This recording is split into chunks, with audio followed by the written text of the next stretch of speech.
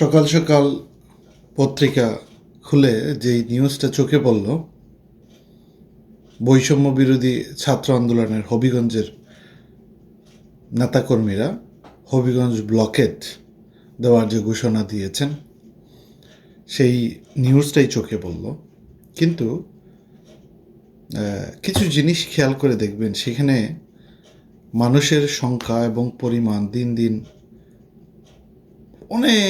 অনেকাংশে কমে গিয়েছে।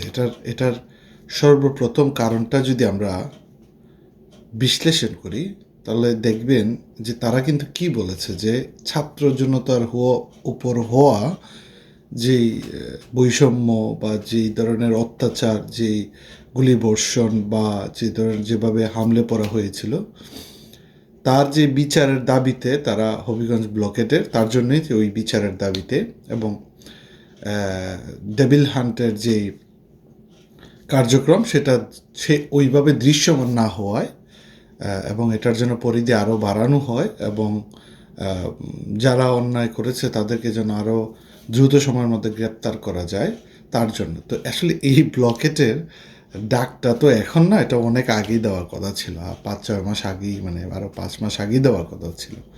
কিন্তু আসল কথাটা হচ্ছে যে জনপ্রিয়তার বিষয়টা আর কি, যে এত পরিমাণে কমে আসার বিষয়টা, এটার কারণ হচ্ছে যে ছোটোভাবে যদি বলি, যে একটা জিনিস বুঝেন, কথাটা বলছেন ছাত্র এবং জনতা, কিন্তু আপনাদের আশেপাশে যদি আপনারা জনতার অংশগ্রহণ নিশ্চিত করতে পারতেন, তাদের মাধ্যমে দাবি দাবাগুলো উপস্থাপন করার চেষ্টা করতে পারতেন, আপনাদের পাশাপাশি সেটা গ্রহণযোগ্যতা আরও বেশি পাইত, মানুষ আরও বেশি অংশগ্রহণ করত।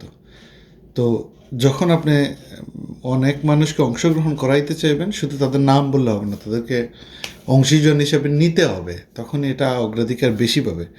তা আমাদের সমাজে কিন্তু একটা জিনিস, এটা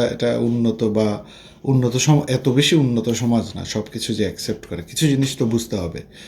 বয়সের তুলনায় যখন আমরা কোনো হেভি ওয়েটের কথাবার্তা বলি, তখন কিন্তু নর্মালি আমাদের কালচারে যেটা হয় আর কি, আমাদের বাংলাদেশি কালচারে, এটা উন্নত বিশ্বে অন্যরকম ব্যাপার। আপনি যে কোনো বয়সে সোশ্যাল ইস্যু নিয়ে কথা বলতে পারেন, so everyone will accept it if it's logical, if there is any logic behind ইট।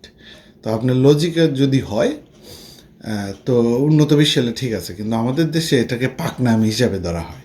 মানে আপনার বয়সের তুলনায় যদি আপনি যৌক্তিক কথাও বলেন, সেটারে পাকনামি হিসাবে ধরা হয়। তো এই জন্য অনেক যৌক্তিক কথাগুলা কিছু সিনিয়র মানুষদেরকে সামনে ফেস হিসাবে রেখে তারপরে বলাইতে হয়। তো পাশে দেখা যায় বিভিন্ন মাস্টার মাইন্ডরা হয়তো অনেক সময় দাঁড়ায় থাকেন। তো যেমন বিষয়টা আপনি এইভাবে চিন্তা করুন, যে বৈষম্যবিরোধী ছাত্র আন্দোলন তাদের নিজেদের মধ্যে থেকে কাউকে প্রধান উপদেষ্টা ঘোষণা করতে পারতো, কিন্তু তারা করেনি।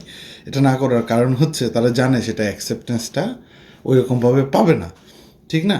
তো বিষয়টা এইভাবে চিন্তা করেন, যে হবিগঞ্জ ব্লকেটের যে আন্দোলনটা, যে কর্মসূচি আপনারা দিয়েছেন, তার আগে যদি আপনারা জনতার পক্ষ থেকে ধরেন যে কোনো শ্রমিক পর্যায়ের মানুষ, ধরেন 10-15 জন খুবই সাধারণ লেভেলের মানুষও তো আন্দোলন করছে, রিক্সা চালায়, দিনমজুর, চা বিক্রি করে, চায়ের স্টল আছে, ডাব বিক্রি করে রাস্তায়,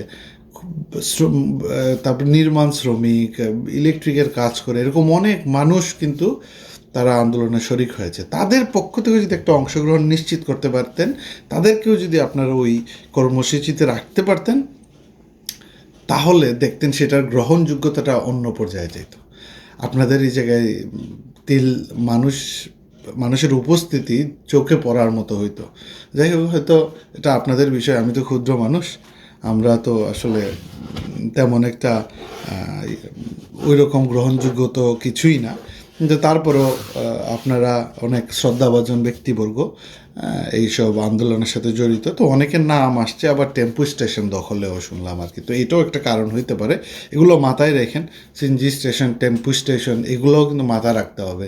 হ্যাঁ, বিভিন্ন ধরনের বিষয়গুলো, ওই যে বিভিন্ন সমন্বয়ক নাম দিয়ে কিন্তু ওই যে নামদারিরাদেরকে বের করে চিহ্নিত করতে হবে, এটাও কিন্তু জরুরি। হ্যাঁ, নাহলে কিন্তু আপনার আরও বেশি বিতর্কিত হইতে হবে।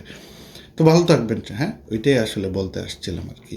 আপনারা যদি কোনো কারণে শুনতে পান আমাকে, তো কোনো কারণে, আমি জানি না আপনারা অনেক বড় মাপের মানুষ, নাও শুনতে পাইতে পারেন, কিন্তু কোনো কারণে যদি শুনতে পান তাহলে আপনাদের ভালোর জন্যই আসলে কথাটাগুলো বলছিলাম। এখন সেটা রাখবেন কি রাখবেন না সেটা তো আপনাদের ব্যাপার, আমি তো আর এসে আপনাদের ফলের বাগ খাইতে চাইব না, ঠিক না? তো যাই হোক, ভালো থাকবেন তাইলে।